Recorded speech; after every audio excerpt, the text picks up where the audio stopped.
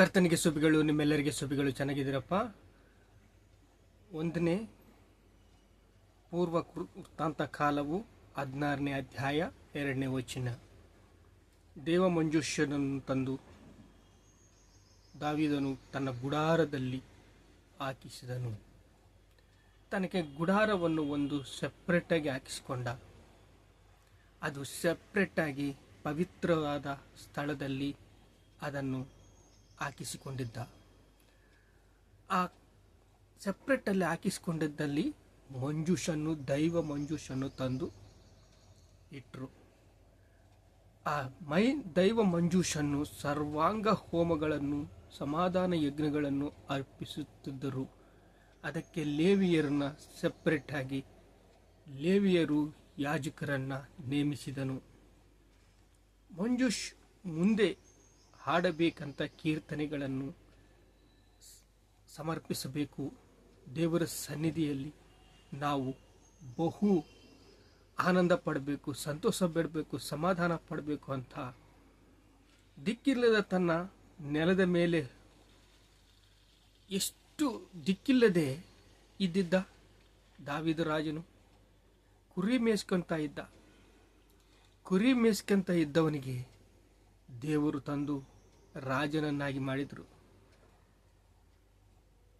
ಆಮೋಸು ಗ್ರಂಥದಲ್ಲಿ ನಾವು ನೋಡಿದರೆ ಆ ಪ್ರವಕ್ತನು ನಮಗೆ ಪಾಠ ಹೇಳ್ತಾ ಇದ್ದಾನೆ.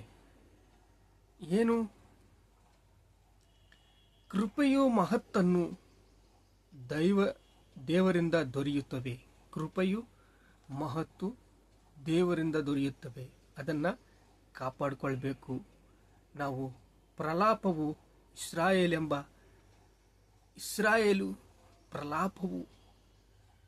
ಇಸ್ರಾಯೇಲ್ಗೆ ಪ್ರಲಾಪ. ಯಾಕೆ? ಅವರು ದೇವರು ಸಂಗಡ ನಡೀತಾ ಇಲ್ಲ.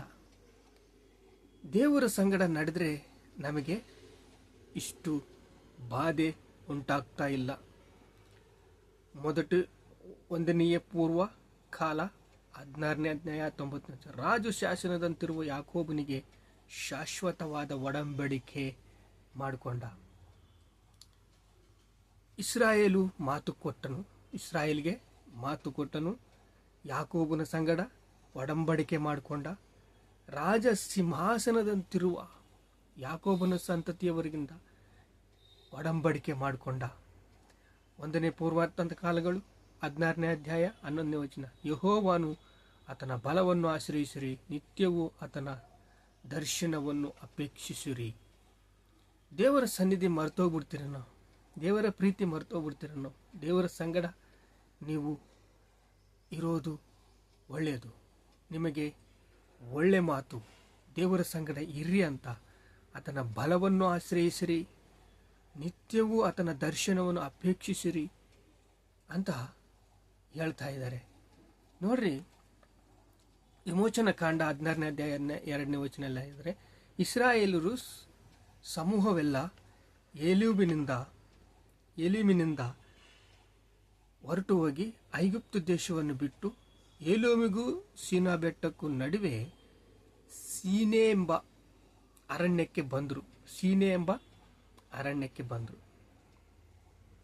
ಇಸ್ರಾಯೇಲರ ಸಮೂಹವೆಲ್ಲ ಯೆಹೋವನು ಅರಸನ ಆರೋಹನನ್ನು ಮೋಶೆನನ್ನು ಗುಣಗುತ್ತಾ ಇದ್ದಾರೆ. ಯಾಕೆ? ಅವರಿಗೆ ಮಾಂಸವಿಲ್ಲವಂತ, ಅವರಿಗೆ ಹೀರೆಕಾಯಿ ಇಲ್ಲ ಅಂತ, ಸೋರೆಕಾಯಿ ಇಲ್ಲ ಅಂತ ಗುಣಗುತ್ತಾ ಇದ್ದಾರೆ. ತಿಂಡಿ ತಿನ್ನುವುದಕ್ಕೇನಿಲ್ಲ, ಕುಡಿಯೋದಕ್ಕೆ ನೀರಿಲ್ಲ, ಈ ಅರಣ್ಯದಲ್ಲಿ ನಮಗೆ ಯಾಕೆ ಕರ್ಕೊಂಡ್ಬಂದಿದ್ದೀಯಾ ಅಂತ ಈ ಸಮೂಹವೆಲ್ಲ ಹಸುವಿನಿಂದ ಸಾಯಬೇಕಾ? ಈ ಅರಣ್ಯದಲ್ಲಿ ನಾವು ಐಗುಪ್ತ ದೇಶದಲ್ಲಿದ್ದಾಗ ಮಾಂಸ, ಹೀರೆಕಾಯಿ, ಸೋರೆಕಾಯಿ ತಿನ್ನುತ್ತಿದ್ದೇವೆ. ಸತ್ಯವೇದವು ನಮಗೆ ಪ್ರೋತ್ಸಾಹಪಡಿಸುವುದೇನೆಂದರೆ, ಸ್ವಲ್ಪವೂ ಸಂದೇಹ ಪಡದಂತೆ ನಂಬಿಕೆ ಇಟ್ಟು ಕೇಳ್ಕೊಳ್ರಿ. ಸತ್ಯವೇದವನ್ನು ನಮಗೆ ಪ್ರೋತ್ಸಾಹಪಡಿಸುವುದೇನೆಂದರೆ, ಸ್ವಲ್ಪವೂ ಸಂದೇಹವಿಲ್ಲದೆ ನಡೆದುಕೊಳ್ಳ್ರಿ. ಸಂದೇಹ ಇರಬಾರ್ದು. ಇಲ್ಲಿ ಮೋಶೆ ತನ್ನ ಧರ್ಮಶಾಸ್ತ್ರವನ್ನು ಏನು ಮಾಡ್ತಾ ಇದ್ದಾನೆ, ಹೇಳ್ತಾ ಇದ್ದಾನೆ. ತನ್ನ ಧರ್ಮಶಾಸ್ತ್ರವನ್ನು ಹೇಳ್ತಾ ಇದ್ದಾಗ, ಆರೋನು ಹೇಳ್ತಾ ಇದ್ದಾಗ, ಸತ್ಯವೇದವು ನಮಗೆ ಪ್ರೋತ್ಸಾಹ ಪಡಿಸುವುದೇನೆಂದರೆ, ನಂಬಿಕೆ ಇಟ್ಟು ನಂಬಿಕೆ ಇರಬೇಕು, ನಂಬಿಕೆಯಿಂದ ನಾವು ಬಾಳಬೇಕು, ನಂಬಿಕೆಯಿಂದ ನಾವು ಸ್ಥಿರವಾಗಿ ಇರಬೇಕು. ನೋಡ್ರಿ, 1ನೇ ಪೂರ್ವಕಾಲದ 16ನೇ ಅಧ್ಯಾಯ 27ನೇ ವಚನ, ಆತನ ಸನ್ನಿಧಿಯಲ್ಲಿ ಘನತ ಮಾನ ಮಹಿಮೆಗಳು, ಆತನ ಪವಿತ್ರದಲ್ಲಿ ಬಲ ಸಂತೋಷಗಳು ಇರುತ್ತವೆ. ಬಲ ಪ್ರಭಾವಗಳು ಯೆಹೋವನೇ, ಆತನನ್ನು ಘನಪಡಿಸಿರಿ. ಈ ದಾವೀದನು ಆತನ ಸನ್ನಿಧಿಯಲ್ಲಿ ಮಾನ ಘನತೆಗಳು ಮಹಿಮೆಗಳು, ಆತನ ಪವಿತ್ರತ ಬಲ ಸಂತೋಷಗಳಿವೆ. ಏಕೆ ಮಂಜೂಷನ್ನು ತನ್ನ ಸನ್ನಿಧಿಯಲ್ಲಿ, ದೇವರ ಸನ್ನಿಧಿಯಲ್ಲಿ ಪ್ರಾರ್ಥನೆ ಮಾಡ್ತಾ ಇದ್ದಾನೆ. ದಾವೀದನಿಗೆ ಇಷ್ಟ, ಬಹು ಇಷ್ಟ. ಆದರೆ ಇಸ್ರಾಯೇಲ್ ಪ್ರಜೆಗಳು ಒಡಂಬಡಿಕೆಯನ್ನು ಮರೆತು ಹೋದರು.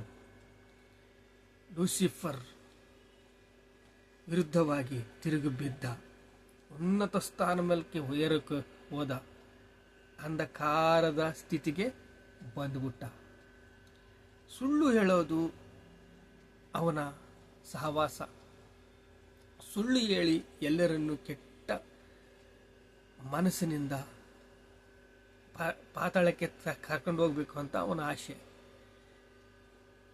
ಅಂಧಕಾರ ವಿರೋಧಿಸುವ ಮನಸ್ಸು ಕೊಟ್ಟ, ಅಂಧಕಾರ ದೊರೆತನವನ್ನು ಮಾಡಿದ. ಏನಾದ? ಹಾಗೆ ದಾವೀದ ರಾಜನು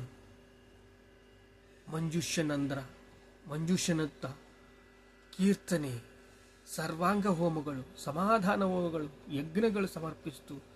ಮಂಜೂಷದ ಮುಂದೆ ಹಾಡಬೇಕು ಅಂತ, ಕೀರ್ತನೆ ಹಾಡಬೇಕಂತ ಎಲ್ಲರಿಗೆ ನಾವು ಇಂದಿನ ದಿವಸ ಯೇಸು ಕ್ರಿಸ್ತನನ್ನು ಆರಾಧಿಸಬೇಕು, ಘನಪರಿಸಬೇಕು, ಮಹಿಮಪರಿಸಬೇಕು. ನಮ್ಮ ಜೀವಿತದಲ್ಲಿ ಸಂತೋಷ ಸಮಾಧಾನ ಬೇಕಂದರೆ ದೇವರನ್ನ ಈ ಸತ್ಯವೇದವನ್ನು ಓದಿ, ಸತ್ಯವೇದದಿಂದ ನಾವು ಫಲಿಸಬೇಕು, ಆರಾಧಿಸಬೇಕು, ಘನಪರಿಸಬೇಕು, ಮಹಿಮಪರಿಸಬೇಕು. ಪ್ರಾರ್ಥನೆ ಮಾಡ್ಕೊಂಡು, ತಂದೆ ನಿಮಗೆ ಸ್ತೋತ್ರ ಸ್ತೋತ್ರ ಸ್ತೋತ್ರ ಸ್ತೋತ್ರ. ಏಸಪ್ಪ ನಿಮಗೆ ಸ್ತೋತ್ರ ಸ್ತೋತ್ರ ಸ್ತೋತ್ರ. ಘನತೆ ಮಹಿಮೆ ಪ್ರಭಾವಗಳು ನಿಮಗೆ ಚೆಲ್ಲಿಸ್ತಾ ಇದ್ದೀವಿ ತಂದೆ. ಆಮೀನ್.